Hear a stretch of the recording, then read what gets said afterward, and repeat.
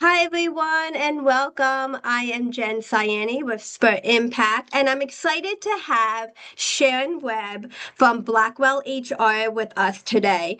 She is going to help us think through, tackle some of the most important aspects of being a leader, and really a life skill that we should all have, addressing difficult conversations clearly, respectfully, and effectively. So I'm going to turn it over to Sharon. He can take it away and help us with these tools that we can manage and resolve conflict in the workplace. Thank you, Jen. It is my pleasure. And hello, good afternoon, everyone. I'm Sharon Webb with the Blackwell HR team, and I have my colleague Maura McFarland here with me as well. It is a pleasure to be here. And Jen, I just want to say, first and foremost, thank you to you, Spur Impact, and United Way for having us here today. So thank you all very much. I will go ahead and just in the interest of time, start moving us through. But if you do have questions during the chat, we really want to give everyone who wants to engage the opportunity to do so.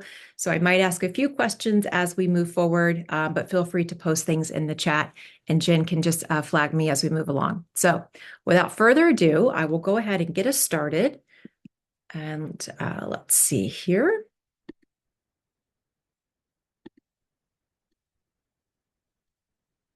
There we go. So a little bit about me. I'm the former, actually now senior director, of client services and strategy for the Blackwell HR team. Been working with Blackwell HR for going on my 5th year now, but have worked with many organizations of all types and sizes. I myself serve as outsourced human resources advisor and/or a human resources leader for many of my clients, but then also work with our partners and our clients externally just to make sure we have great relationships and we're really making an impact and a difference for everyone with whom we work. So on today's call, we're going to cover a few things, but as Jen shared, what we really want to talk about, it's a skill that's important for all of us as leaders, but really as humans and just as professionals, and that is how do we manage conflict or just tough conversations. And we'll talk about a few different kind of ways to think about these. I'll use a specific model today that's hopefully really easy for everyone to remember. That's great when you know that you're walking into a tough conversation. So we'll talk about the importance of understanding, why is it important to master difficult conversations, how we can refine our approach using, we call it the BIF model to approach conversations, how we manage emotions, because we're all human and emotions are a very normal part of the process. And then start to kind of put it all together, share a couple of tips at the end, and then, of course, happy to answer any questions as we move ahead. All right, so let's start with the importance. Why does it matter that we're having just difficult conversations and having some skills around? My favorite quote, or one of my favorite quotes, is the greatest enemy of communication is the illusion of it. So many times, and I am certainly guilty of it myself, so many times we think that we've communicated something, but we haven't. Maybe the way we communicated or the format in which we communicated didn't resonate or land with the other individual. Or maybe we just something got missed in the conversation and we think we effectively communicated what's going on, but somebody missed that. And that happens so frequently. Again, leaders, professionals, just as humans. So I like to always keep that in the back of my mind. So why does it matter to kind of be able to effectively navigate difficult conversations from a leadership standpoint? I would say it's really foundational to who we are as leaders. Difficult conversations are going to happen at any point in time throughout the day or week. And we want to be sure, especially as we're leading and managing teams, that we are, everyone's clear on expectations. We're kind of having consistent conversations around performance, around accountability, and that our team feels aligned because we're clearly communicating those expectations. Our team feels aligned with what they need to do and they have that understanding.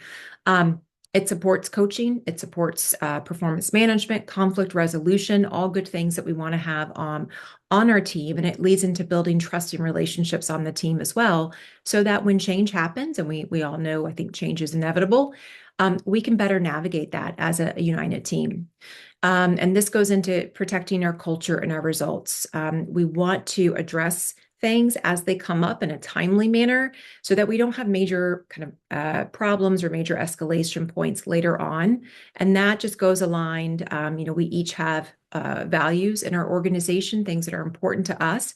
And in all situations, I will kind of give a guess here that if we're living and kind of leading in accordance with our organizational values, that comes from a place where we are having timely conversations with our team. And some conversations might be a little bit easier to navigate than others. And then as a manager, it increases our credibility. It demonstrates that we are committed to a fair process, fair environment for our team, that we are building confidence in our ability to deliver in a fair and consistent manner. And it helps us to build trust with our team. And that's really, really critical because so much of this comes down to building strong relationships too. So I won't post it in the chat just yet because we've got a few prompts in the chat. But as we're thinking through, one point of reflection for anyone on as we're navigating these conversations and how to approach these types of conversations, think about a difficult conversation that you have avoided recently or in the past. Why did you avoid it? Just kind of some things to kind of think through. And then to the extent that you know, what impact did that have on you? But also on your team. So just something to think through as we go along, and we can certainly talk more about this at the end as well. I'm going to try and leave some time for open questions. So some common reasons for avoidance. Why do we avoid? Fear of conflict and damaging relationships it's probably our number one reason.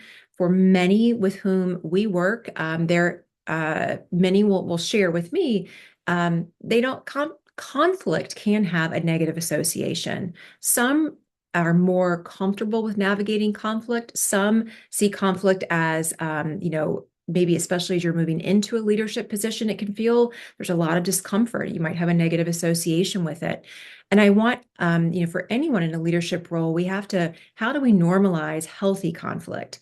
And having healthy conflict can really help us build and strengthen relationships. But again, doing so in what we would call more of a healthy, respectful manner. And I remember, working with a leader a few years ago who felt very uncomfortable with conflict. So one of the things that we talked about, and we'll talk a little bit about it today as well, how do you manage conflict or have tough conversations in a way that's still authentic to who you are and what your style is? Because conflict in and of itself can look different for every person. So being able to have difficult conversations in a way that resonates with who you are as a leader. And then again, that goes back to just building trust and building that credibility. Lack of skill or confidence is certainly very common, really not knowing, like, where do I start? How do I approach this? Where do we begin? There can be emotional discomfort. We are human, and there will be emotions on an employee side when we're speaking with them, and there will be emotions on our own side. And so how do we manage that? And we'll talk a little bit about that today. And then sometimes, and certainly, I've been guilty of this as well.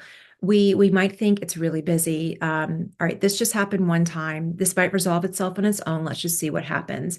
But what we don't want to happen is to have that thought several times with the same performance issue or same behavior. So making sure that we're addressing things in a timely manner. And then that feeds into that last bullet, which is time pressures. We're all busy. So how do we carve out time to have conversations that are maybe a little bit harder and a little bit more difficult because they're so important. But we do have to carve out a little bit of time to make sure that we have them as well. And these are probably no surprise to anyone, but just confirming, the cost of avoidance. So if we don't have a conversation in a timely manner or at all, it can lead to declines in performance. Smaller issues become bigger issues. It can lead to some resentment and some confusion amongst team members. Why, are we being fair? Are we treating people with managing to the same consistent expectations for everyone in the same role? Are we compromising our standards by not saying something? And this can lead to an erosion of trust. This can lead to higher turnover. And again, little things can become larger things later. So just some things to keep in mind. None of these probably are too surprising to anyone. So let's get into some tools. What are some tools that we do want to use when we have these conversations?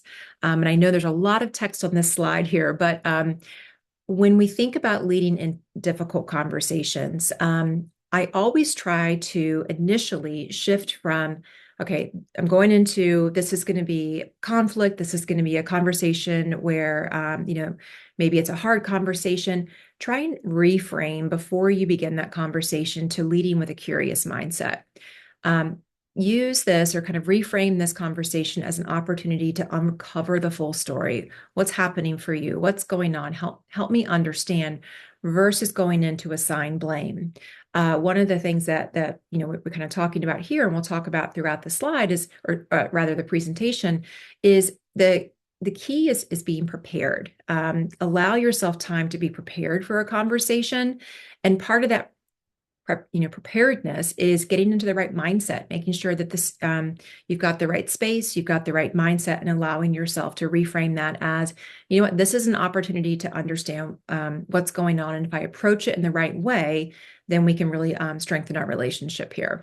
So shift from conflict to curiosity. We want to link the conversation to purpose. What are our shared goals? What are our organizational values? What are those things that at the end of the day, by fixing this, it kind of aligns with that shared goal that we have to get this project across the finish line or get a deliverable in a timely manner for the client, or operate in accordance with our values. What is that shared goal? And then you can tie the conversation into that shared goal that you and the team member have together. And then we want to look at this as this is a growth mindset. This is a feedback, it's a development opportunity for us, the people who are delivering it, but also for the team member. And then ultimately, just kind of looking at that, what is that end result, that shared goal? Everyone wants to be seen as a strong performer. So having this conversation will support you as a leader. You're strengthening the team who's working with you or working for you, stronger relationships, and you have more engaged team members, reduce long-term stress, and then hopefully reducing turnover as well. So a couple of mindset shifts here. If maybe our old mindset was, I have to call out this employee's mistake, it might delay the project, it's just going to feel awkward. Try and shift that before you start that conversation. You know what? I have an opportunity to ensure this employee is supported in delivering the projects. And I want to make sure they're meeting and exceeding expectations, because then they'll be successful, and we want them to be successful. Old mindset might be the nurse is going to push back on being late again today. New mindset is, all right, let's go in. Let's use this as an opportunity to clarify our start time expectations. We want to avoid frustration for the entire team and make sure that your appointments are on time, because again, that goes back to your performance as well. So just some basic mindset shifts as we get started. And then I know I was talking about this a little bit, but again, preparation. Preparation is so important. Even as we're kind of going from thing to thing throughout the day, allow yourself some time to prepare.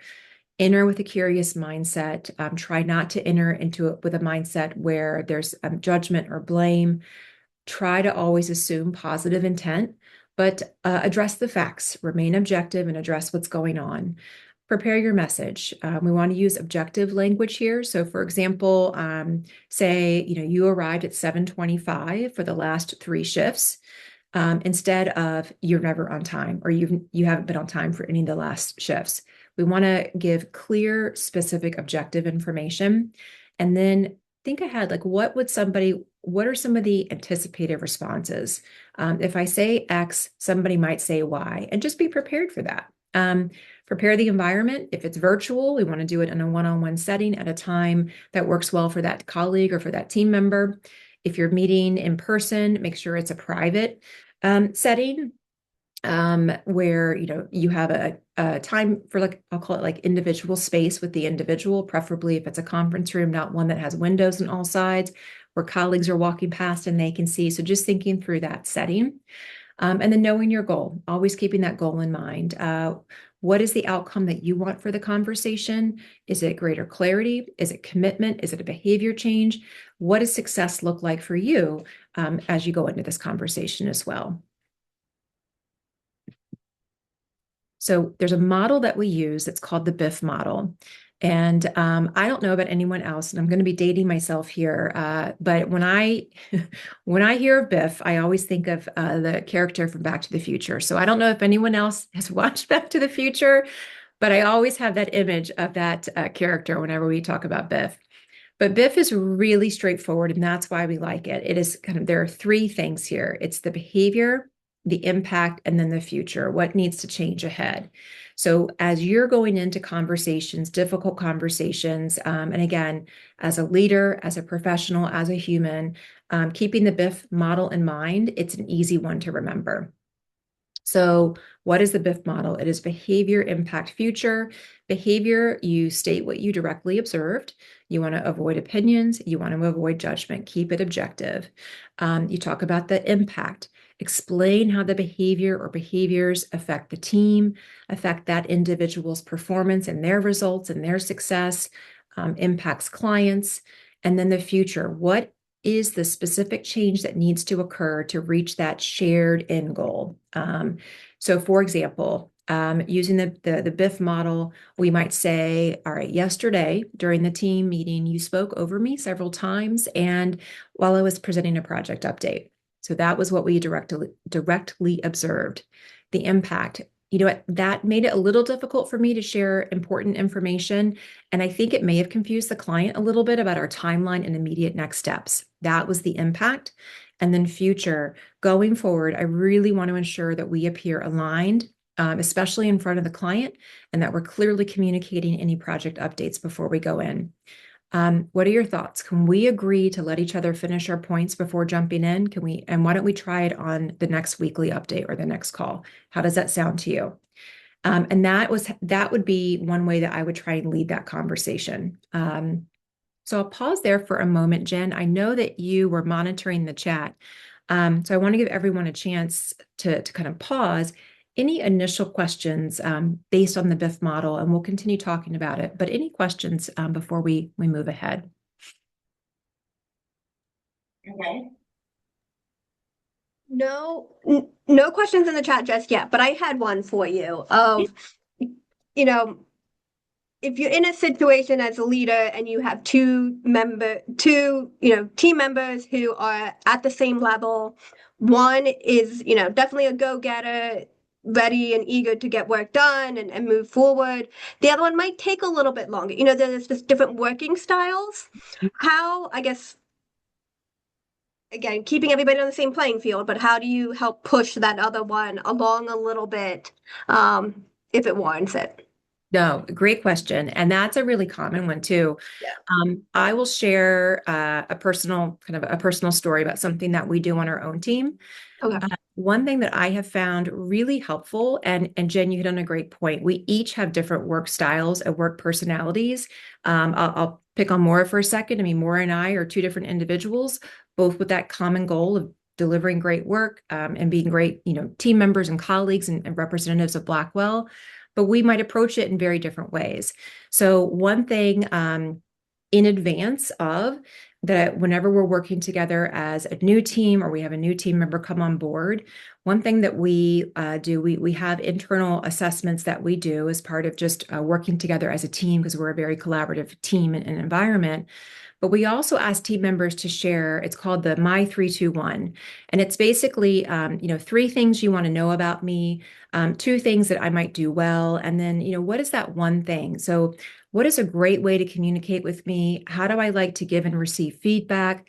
What's important to know about me? Am I someone who, as I say, it's going to come in and I'm going to get it done. I'm focused on that timeline. I really want to make sure if you tell me Tuesday, February 17th is the deadline, I'm going to have it done for you 2 weeks prior. But that's how I operate. And that is great because if we have somebody, especially in a project manager role, those are great skills to have. And then we have someone else who might say, you know what? I really like to sit down. I really like to think through. I need time to think about things. So this is someone maybe where they're going to have a lot of innovative ideas. They're going to take time to think through and analyze because they want to deliver a quality work product. So they may have a slightly harder time with meeting deadlines. So how can we rely on both of them and their areas of strength and manage to that? So for example, Jen, going back to kind of your idea with one seems to be somebody who gets in, gets things done quickly. For that person, we'd probably want to make sure that we're not getting things done so quickly that there are mistakes or errors, that we're still getting time to proofread, make sure things are quality work. But can we lean on that person's strengths as we're working together as a collaborative team to help the other individual who might be someone who might have a slower work pace, but maybe there's someone who is really focused on the details, ensuring that, you know what, this is the right color. We used this word versus that word. This communication is on brand. And, we have these little details. So they're very focused on the details. So to have that person maybe be a reviewer for that first person's work. So I know it was a really long-winded kind of response, but what I would say is, as the manager of that team, assuming it's an environment where we want a lot of teamwork and collaboration, really getting a sense of what are the work styles and work preferences for each. Each will have their own area of strength. And then how do we manage to that? Am I someone who I need to give you pretty clear, firm deadlines to make sure that somebody who might get bogged down in the details, that you do remember, you've got to make sure we're hitting these points. And how do we manage to that? If it's a tracker, whatever that looks like. And that might be a really helpful tool to keep that person moving along. And then maybe for the other person, just keeping an eye on that quality of work. Are we getting really quality deliverables, or things coming through because they are working so quickly? Are they having people review their work? And how are we relying on those areas of strength? Does that help? Yes. Okay. Yeah. No, perfect. Okay. But thank you for asking that. All right. And if any other questions come up in the chat, certainly happy to answer. So with the BIF example, here's a great example of what I call kind of clear and concise. So in this scenario, a leader was openly dismissive during a new internal safety policy announcement. In two recent team meetings, they were rolling their eyes, they were making sarcastic comments in front of the team. And again, this was a leader. So as maybe the HR professional or as this individual's leader, how do I address this? So using the BIF model, we would first say in the last two team meetings, you made comments like, this new process is a waste of time. I did notice that you rolled your eyes while I was reviewing updates in front of the team. And, you might want to pause for a second and just say, so some thoughts here. I'm a little concerned that this undermines the protocol. We have to follow these safety updates.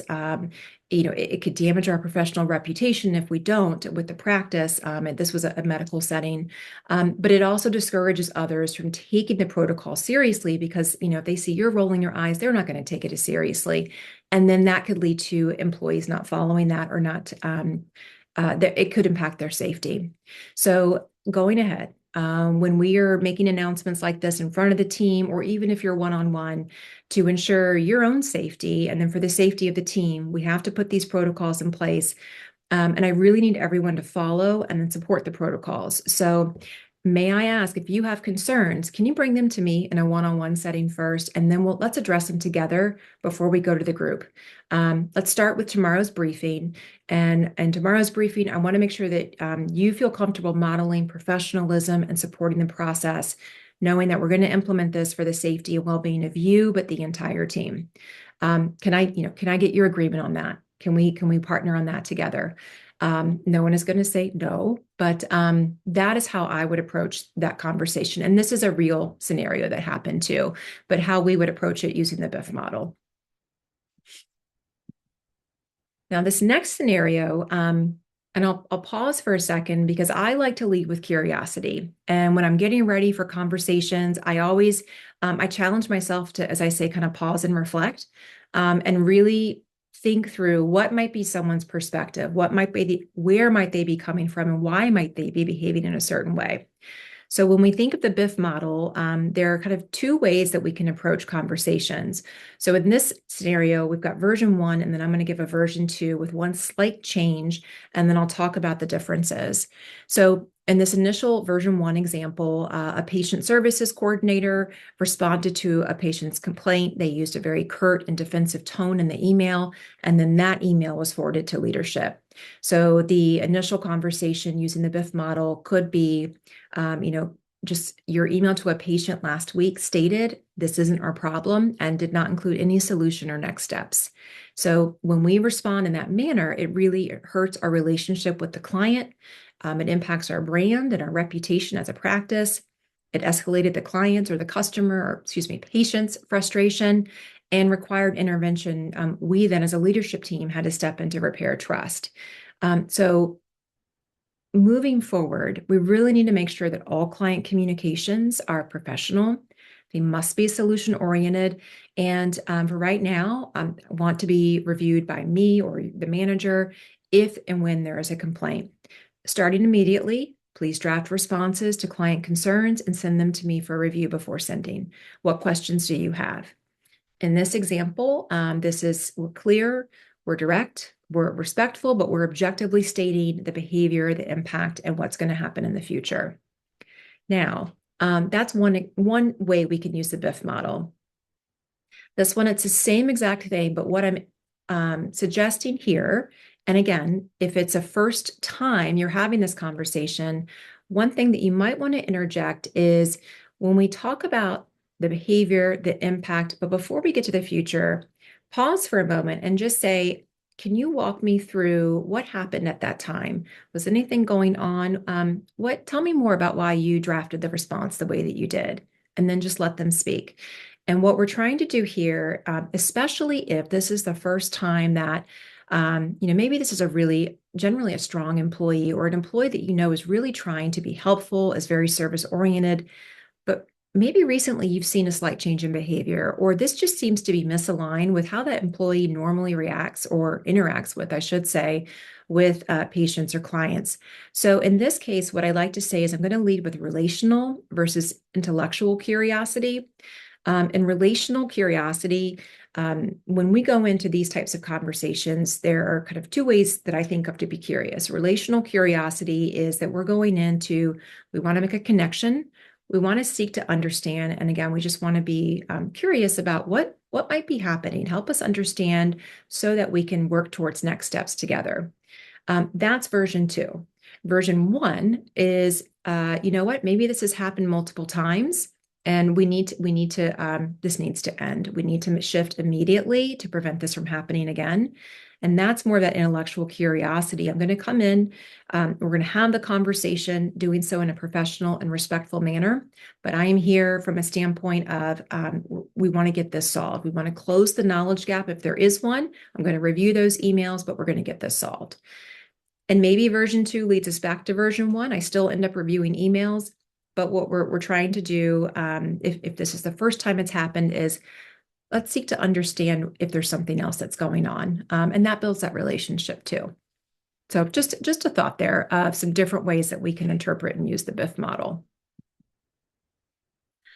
Managing emotional responses. So before we get into this, again, we're all human. We all have emotions going into these conversations. So let's prepare for them. So when we go into the conversation with the employee, we want to acknowledge if there is emotion, if we see something kind of coming up. We don't want to lose focus. We can acknowledge that we hear they're feeling a certain way or hear, what they're saying, but we're going to keep the conversation on track. We can redirect to facts and shared purpose. So when all else fails or we feel like the conversation is not going down the path that we wanted to, let's pause and redirect and kind of bring us back to our shared goal, that shared purpose. When we are managing or delivering tough conversations, we want to stay neutral and stay calm. And we want to stay firm. I mean, sometimes we are going to need to have a really clear boundary there. Other times we could maybe lean back a little bit and lead with a little bit more of that relational curiosity. But we don't want to match their tone. If someone's tone escalates or becomes loud, we want to make sure that we're staying calm and composed and that we're not getting into side debates or side arguments. At this point, we're trying to be very objective and factual. And we want to use consistent language, repeat expectations, and ground the conversation as needed, clear and concise, and pausing and opening when it's appropriate. And for us, We're human too. So identify your triggers, know yourself. When going into these types of conversations, what does this usually kind of bring up for you? Do you anticipate you might feel defensive? Do you anticipate that you might feel disrespected by some of the questions or responses that come up? Anticipating what someone might ask, how they might react, that allows you to identify, what, if anything, is something that might trigger you, and how do you want to be prepared to react to that in the moment in the conversation. Take deep breaths and pause when you need to. Stay anchored to your purpose. Solve the problem. It's not about winning an argument. We're here again, our shared goal. What is that shared goal? And let's keep reinforcing what that shared goal is. Prepare in advance, and when in doubt, just say, tell me more. Get curious, and you can say, tell me more. Tell me more is also, if you do feel that things are escalating, it's a great phrase to use to allow yourself some time to pause, take a few deep breaths, and just try to, kind of regulate yourself if you feel that you're getting down a path where you're losing your composure as well. I'll open it up briefly in the chat, but if anyone has any thoughts or any ideas they want to share, I'm curious to hear what anyone on the call does or what they see that others do that they have found effective when you want to regulate your emotions in a heated moment.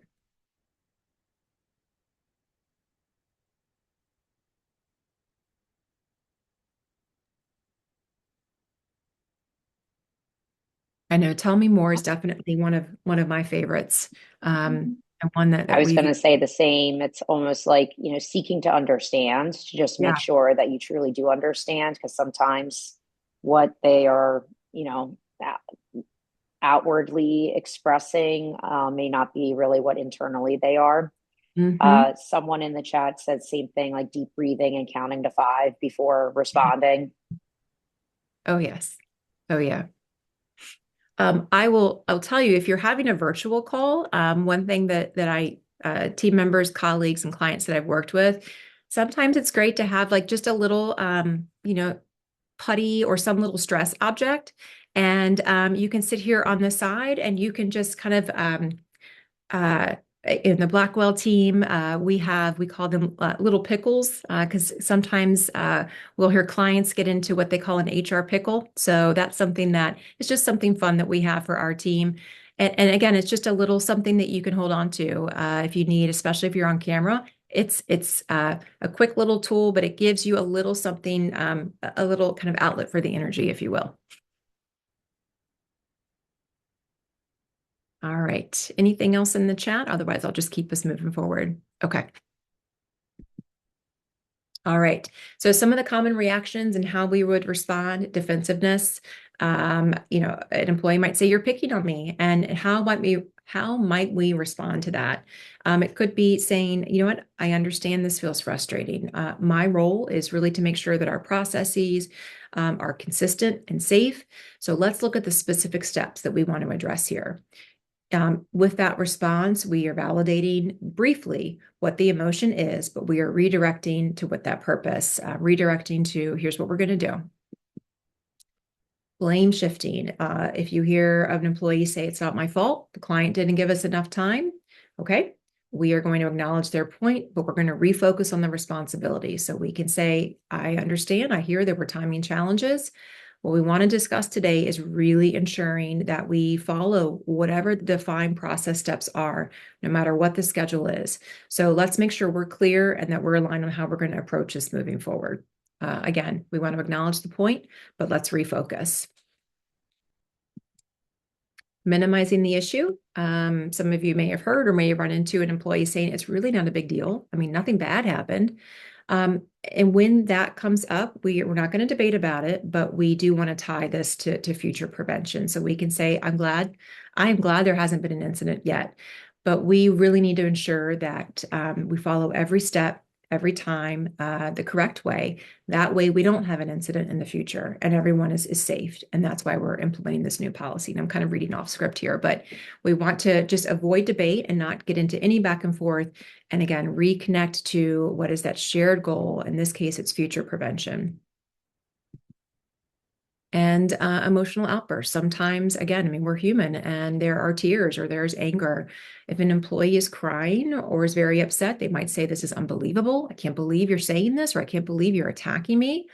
We're human too, and we're empathetic. So we can show empathy, we can pause, but we still maintain control of that conversation. So in this case, we might say something like, "I can see this is upsetting. Let's focus for a moment, or let's pause for a moment. When you're ready, let's talk about how we can move forward together." And sometimes we might say, if it's really a point where the employee is not able to have or continue a conversation in that moment, we might offer them the opportunity to, "I can see this is really hard for you right now. I want to continue this conversation, but I understand that you might want to reflect on this a little bit beforehand. Can we speak tomorrow at 2 o'clock? Would tomorrow at 2 o'clock be better?" Or something where we still have that committed time and we're not going to discuss it because it is important to have the conversation, but maybe the employee needs some time to pause and reflect and calm down a little bit themselves. And that happens sometimes given the nature of the conversation. All right, one more group share. And if we'll see if anyone wants to share, but is there a time when you or someone else was in a difficult conversation, or maybe you witnessed one and things escalated and got emotional in that situation? Is there anything that you, or based on what you witnessed, what should have been done differently? And how was it handled? What should have been done differently? So I'll give a quick moment if there's anything that comes to mind for anyone who's on the call.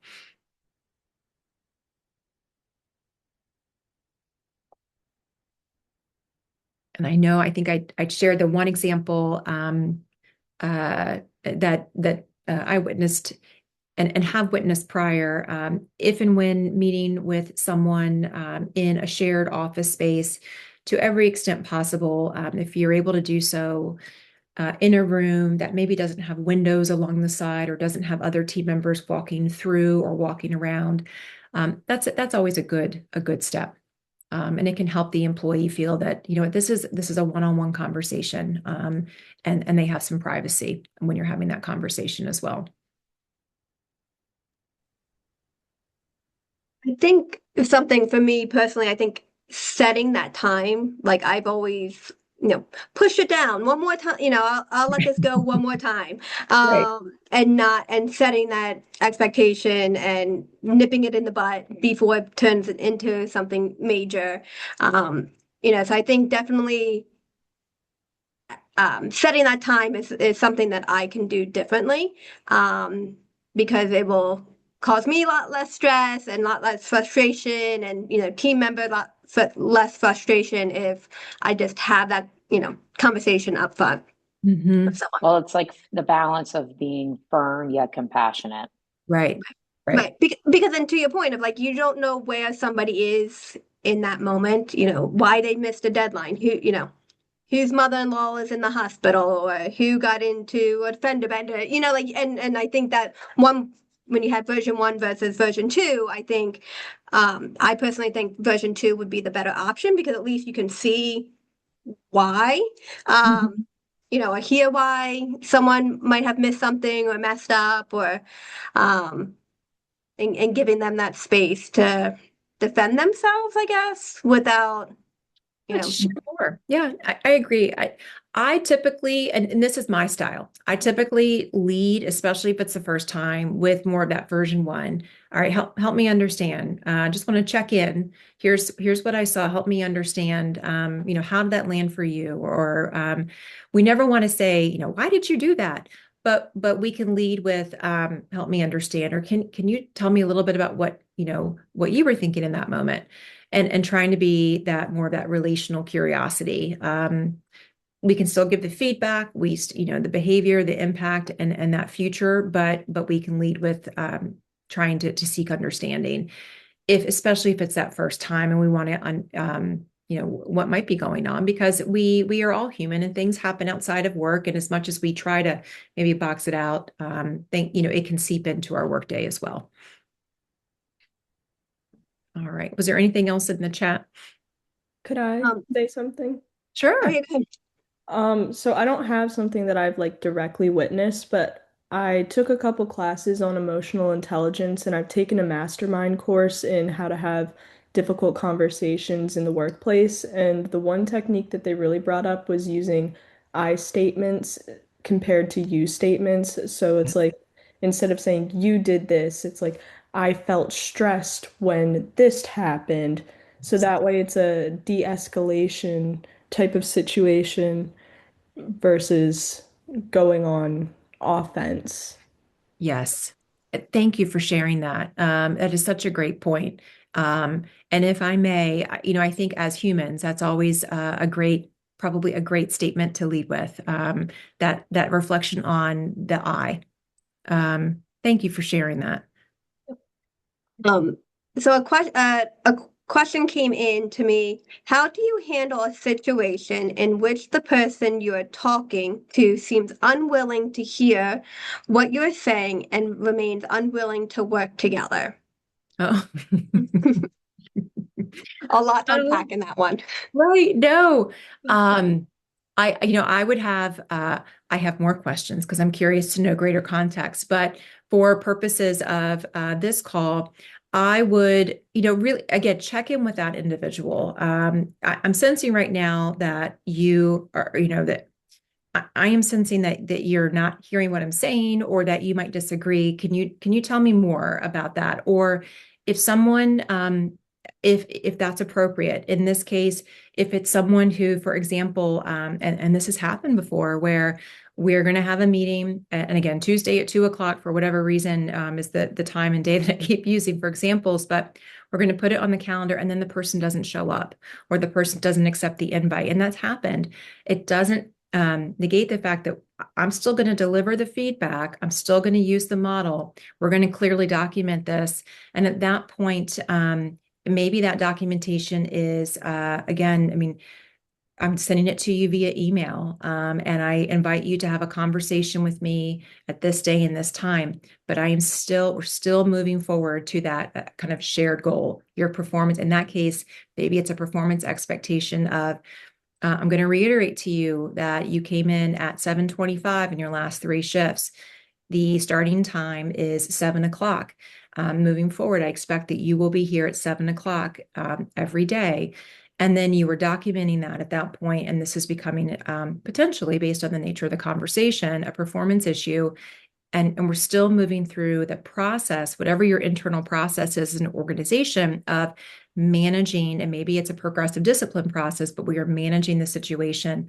We're clearly stating the expectations, the impact, and making sure that even if they're not attending us or a meeting or not listening to us, we are still clearly communicating what the expectation is. And at that point, it's potentially becoming a larger performance issue.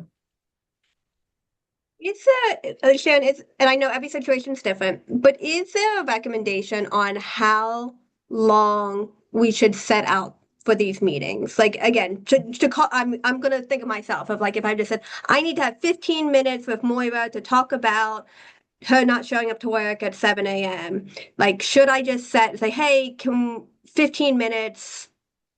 If we go over that time, it's a good conversation, great. If not, then I can redirect and say, let's reconvene next day. Yeah, great question. I This is my personal preference, and so I will issue that disclaimer. I will usually set 30 minutes for just a one-on-one connection, one-on-one touch base with anyone on our team. We have one-on-ones with our leaders as is. So maybe we use a dedicated time that's already on the calendar. If I know that something happened and we're meeting one-on-one 1 day, 2 days later that week, I'll probably use our one-on-one time. Like, let's talk about it. And in that conversation, it might be a short part of the conversation. But if it's something that I need to address right away, I'll reach out and just say, hey, do you have a couple of minutes? Maybe we can hop on a quick call, or if I send an invite, I'll send the invite for 30 minutes. And that's usually enough time for that first call or conversation. And then to your point, we can schedule a greater meeting thereafter. And I do, because I want someone to feel heard, especially if there's something where we really need to seek to understand or get to the root of what's happening. I want to be sure that someone has time, and I'm willing to certainly to make sure we have that on the calendar. that's what works best for me.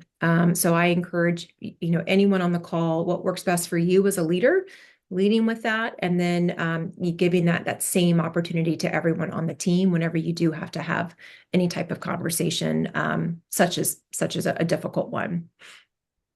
What is your thoughts? I know a lot of the organizations on here have nonprofits or have nonprofits. They are nonprofits. Have volunteers. Would you recommend, using, this type of model, when talking with volunteers or helping to get volunteers all rowing in the same direction? Any adjustments you would make between a paid staff versus a volunteer? Yes. So with a volunteer, I'd probably always, again, I mean, they're here, they are unpaid, they are giving of their time. And I know, as someone who has coordinated volunteers, I mean, and volunteered, that's a lot. That's a big ask. So I try to lead with, certainly that reiteration of the appreciation that we have for all that they're giving. And I know that my experience has been when someone is volunteering, they're passionate about whatever's happening and they want to be a great representative of the organization, of the brand, whatever the case is. So if I'm not saying something or doing something in the way that is in the best interest of the organization, please redirect me. And I like to extend the same courtesy to volunteers who are working. So if the event starts at 2 o'clock, but we need all volunteers there at noon to help set up, then if somebody shows up late, even though we communicated that, if it's, a recurring event, just want to let you know, thank you so much for being here today. But I do want to let you know that for volunteers, we need you here at 12. So when the next event is, et cetera, are you able to commit to that 12 o'clock slot? If not, maybe we can look at a different opportunity for you. So I would frame it more of just appreciation, very quick, short, succinct, and then see, clarify, can they commit to that? Of recognizing that you are giving of your time. Is that an expectation that you can commit to? If not, is there another opportunity to find a better volunteer, maybe more aligned volunteer opportunity for you? Because we would value your help. And again, I mean, each conversation might be a little bit different, but I do try to make it pretty short and quick. But as it is a volunteer, I typically don't spend as much time. I just do make sure, however, that we're aligned and that we're clear on expectations. And if whatever we need for this role doesn't work, I'd love to find your help in another volunteer opportunity, if indeed I would love to find their help with another volunteer opportunity. Awesome. Well, thank you. I highly encourage all of you to reach out to the team at Blackwell HR. Spur Impact, we have used them for several different projects. We have actually even partnered with the Blackwell HR team this past year. So if you are interested, please check out the Spur Impact website where you can learn about all the fun things that Blackwell HR is doing to support the nonprofit sector here in Delaware. And take advantage of that partnership that we have formed with Blackwell. But thank you, Sharon and Moira, for joining us today and sharing all of your wonderful knowledge with us. Hold on, one more question. Hold on, Sharon. How do you handle a situation in which the person you are talking? Oh wait, we did that one. Oh, hold on, sorry.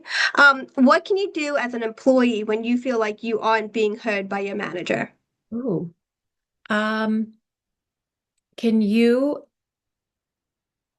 This is hard for me because I'm one of these people. Tell me more, but what I would recommend, my first thought is, and I should share, I think with this, we'll probably have contact information. So if there are any one-off questions, I could speak about this. I'll spare everyone, but I could speak about conflict and managing tough conversations all day, every day. But my first thought is, what is the relationship that individual has with their manager? If they feel like they have overall a pretty strong, trusting relationship, then would that individual feel comfortable saying to the manager, can we pause just for a moment? Because I hear what you're saying here, or you could say, here's what I hear you're saying. But I'm not sure if you heard what I'm saying, and then maybe reiterate and then ask the manager to kind of relay that back to you from an active listening standpoint. That might be an approach, especially if you feel that you have a strong relationship with that manager.